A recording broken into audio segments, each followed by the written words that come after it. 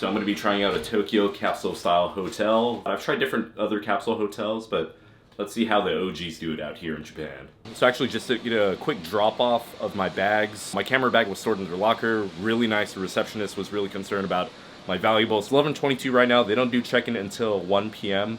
But I gotta say, this specific Tokyo capsule style hotel, 9 hours Osaka, is actually a really good location. I was gonna go to a different one, but I'm glad I chose this one instead. I may be paying a little bit more per night, but I feel like it's much worth it because around the surrounding areas, there's a lot of good street food. The popular tourist attraction Sensoji Temple is actually close by, and a really good Okono, let's see if I'm gonna pronounce this right. A really good okonomiyaki place called Somataro is within maybe a 3 to 4 block walking distance from a 9-hour Osaka Tokyo Capsule Hotel. It's 11:23, can't check in until the next hour and a half. So let's go explore around for a little bit.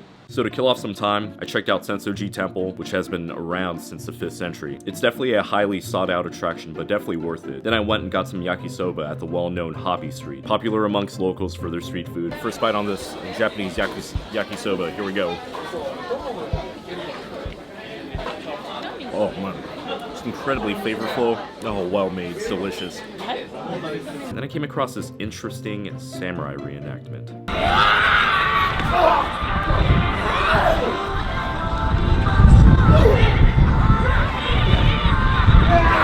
Interesting.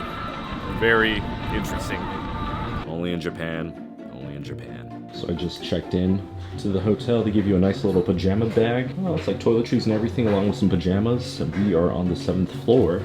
And so when you're checking into this hotel, you're assigned a wall locker, and it's able to access this wall locker. They give you this key code with your QR code. So mine's 708. 708 is right here.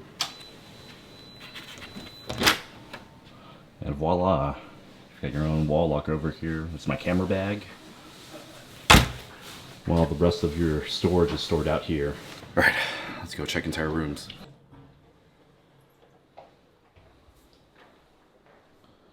Being able to go to our designated sleep quarters, we have to wear slippers.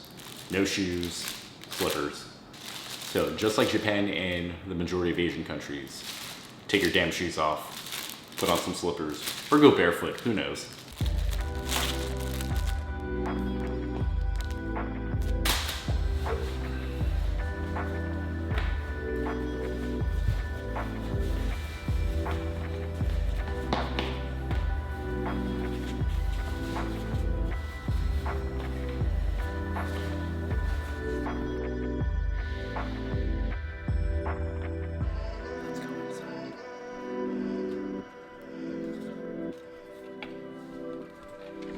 Going into the main sleeping area, there weren't any parties, nobody's getting drunk, it's not like a hostel.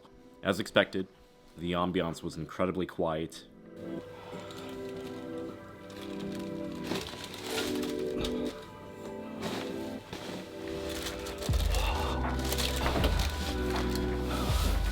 Wow.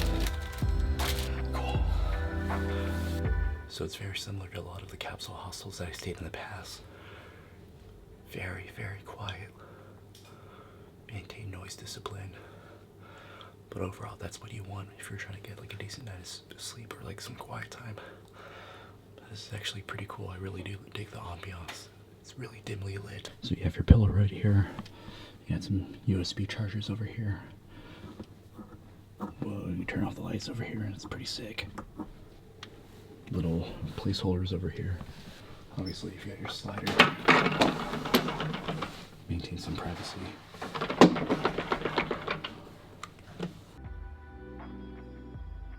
So I was actually looking forward to using this gym, but after coming up here, it's not really much of a gym. There's only 2 treadmills, boxes everywhere filled with excess equipment. They should have just called this for supply closet or supply floor. It's not even an actual gym. Come on. I can only use two treadmills. Where are the weights at? Where are the weights at? A little bit disappointed. That's okay. Aside from being disappointed with their gym setup, I spent a good amount of time just meandering around the common area, especially during the moody, rainy weather. The Capsule Hotel had a cafe on the bottom floor where I did some work for a couple hours. I just got done working at the cafe downstairs for the past 5 to 6 hours. It's midnight right now. We're gonna get ready to go to sleep.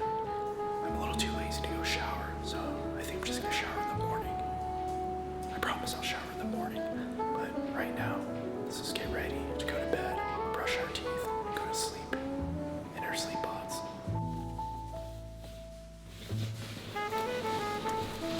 Good night. What I thought was going to be a decent night of sleep turned out to be the complete opposite.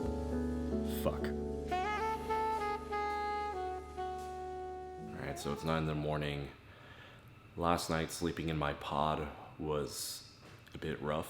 I didn't get back to my pod until midnight, brushed my teeth, got ready for bed, and I just laid down. And throughout the night, there was a lot of people trickling in, just making noise. It's expected when you're staying in like a shared dormitory, hostel type. But it was a decent amount of people that trickled in until maybe 1:30 in the morning. And the crappy part after that was that there was a good amount of people waking up early in the morning, around maybe 6 or 7. I was like still half asleep when I just heard the banging and rustling from the pods nearby. I would assume it's people coming in from their flights, flying into Tokyo, checking in pretty early, or they're probably leaving because they have early flights or they're going to a different part of Japan. Whatever. Just this morning was a bit rough. Just kept falling asleep, waking up, falling back asleep, waking up, more banging, more rustling. I mean, it's a bit rough, but it's expected. Sometimes you'll have good hostel shared dorm experiences, and sometimes you're not gonna get any sleep. Okay, I need to shower. Other than that, the pods were a bit stuffy. There wasn't too much ventilation. It's expected. Alright, I need to go shower. The second night sleeping in my pod was a bit better, but not by much. So the second night was a little bit better than the first night. However, there was still a decent amount of banging and people moving in and out, waking up at 5 in the morning, 5, 6 in the morning, just moving their luggage and leaving the room and stuff. It's expected, it's to happen. Everybody thinks about a Tokyo Capsule Hotel, and I think people envision this novelty.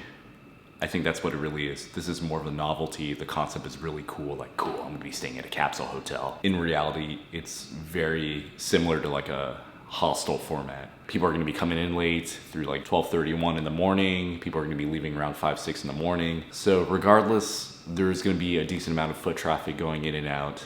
Don't let yourself romanticize too much about wanting to stay in a capsule hotel here in Tokyo, or a capsule hotel anywhere else. More than likely, the foot traffic, everything, very similar to a hostel. If you're somebody that values privacy and quiet time and personal space, you might want to look into an Airbnb or a hotel. I need sleep. Like, oh my god, I look like shit. Alright, I'm gonna go get some sleep. So for my last night in Japan, I decided to give it another shot and stay at another capsule hotel. Yeah, don't ask me why. This time it was located at Terminal 2 in Narita International Airport. All I have to say is that the experience in 9-hour Narita was way better than 9-hour Asakusa. Why? One word, spacious. The check-in process was quick and easy and had a screen of departing flights behind the receptionist. The lockers and floor space are much more spacious. I could easily open up my suitcase here and not have to worry about inconveniencing others and having them to step over me. And the sleeping pods felt like a massive hallway. It felt kind of eerie, but kind of cool. It's the perfect place to stay if you're just getting in from a late flight, or if you have an early flight in the morning and would rather stay somewhere close to the night prior. The 9-hour Capsule Hotel here in Narita Airport is by far way better in my opinion. You don't have to take a lot of elevators, there's more locker room space, you can actually move your stuff out and reorganize without having to bump into other people. But I think what really did it for me was that space was a key factor for me. Space was a big factor for me in preferring the 9-hour Capsule Hotel here in Narita Airport versus the 9-hour over in Asakusa. So far I have nothing to complain about. Everything, every part of the facility, whether it's going to the dormitory or going to the locker room or even the shower room especially, was way more spacious in every facet, in every part of this capsule hotel. Everything is much more spacious. I'm enjoying my stay here way more than 9-hour Asakusa. I may be too quick to judge. That could all change when I sleep here tonight.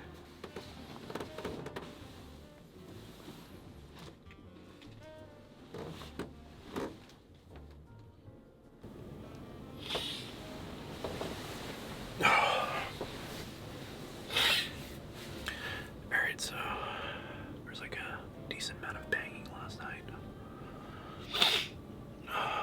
But the experience was a little bit better than the last location. But, yeah, it's a lot of rustling.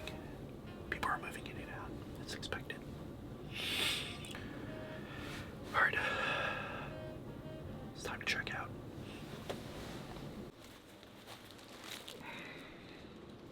So that was my second stay over at the Capsule Hotel. I think this day was a little bit better than the one over in Asakusa, much more spacious, like I mentioned earlier. However, you do have to deal with very hostile shared dormitory types where a lot of people are going to be waking up early, banging around, doors closing in and out, people end up bumping and making noise. But yeah, I mean, if you've never stayed at a capsule-style hotel, try it once, and if you don't like it, go stay at an Airbnb. I hope you guys enjoyed this video. If you guys are curious about checking out a Tokyo capsule-style hotel, I'm going to include all the links down in the description below of where I stayed at. If you're not a fan of it, just get an Airbnb. I'm being completely honest with you guys. Hope you guys enjoyed it. If you guys want to support this channel, smash that like button, subscribe if you haven't. I'll see you guys on the next adventure. Peace, peace, peace.